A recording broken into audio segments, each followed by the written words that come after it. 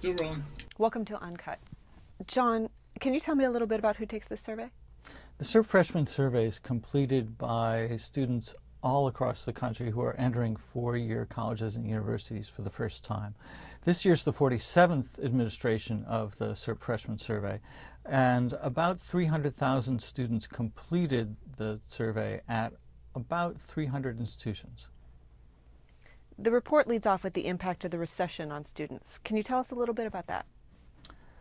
The current economic situation affected college choice at about 2 out of 3 students, they told us. We see this manifesting itself across the survey in a number of different ways. First off, the importance of going to college.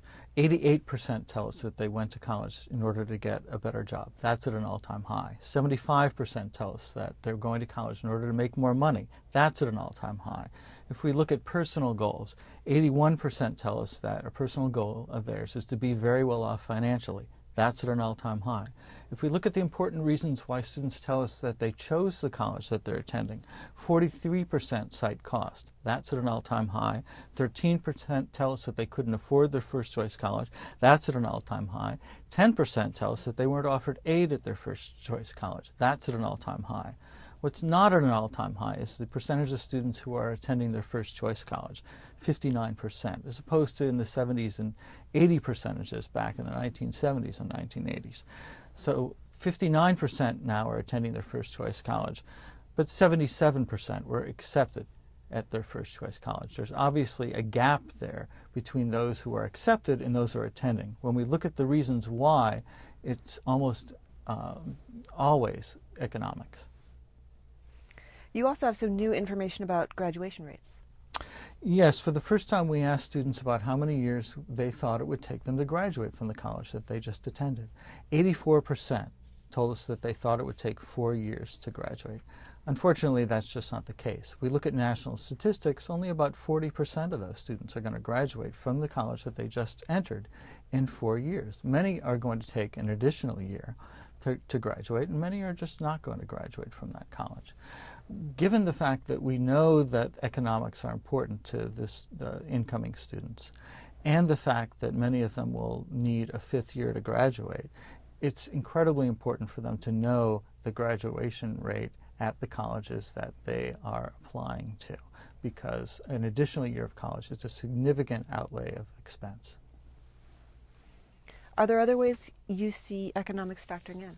Well, we see a few more students who are electing to live with family or relatives as opposed to living in college residence halls. And when we look at those students, they're more likely to cite economic reasons in their college choice. They're also less likely to be taking out loans and less likely to be using part of meeting expenses with family money. What else might we expect to see from this year's incoming first-year students? Well, we saw a large number of students who told us that as high school seniors they felt frequently overwhelmed, about 30%. That's up 2 percentage points from last year. What's more alarming than that is the difference between men and women. 40% of incoming first-year women tell us that they felt frequently overwhelmed as a high school senior. Now, that compares to only 18% of the men. We also see a relationship between feeling overwhelmed and low levels of emotional health.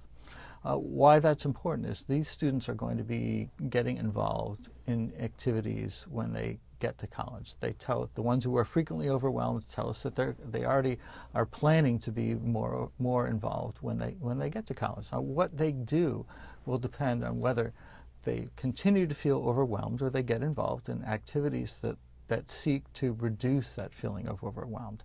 Things like talking to counselors on campus, talking to faculty, getting involved in different kinds of activities, exercise. All those things are activities that can decrease the feeling of overwhelmed.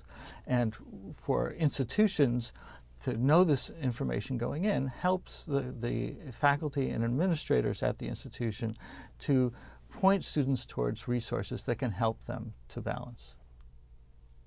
That's great. Thank you very much. Thank you.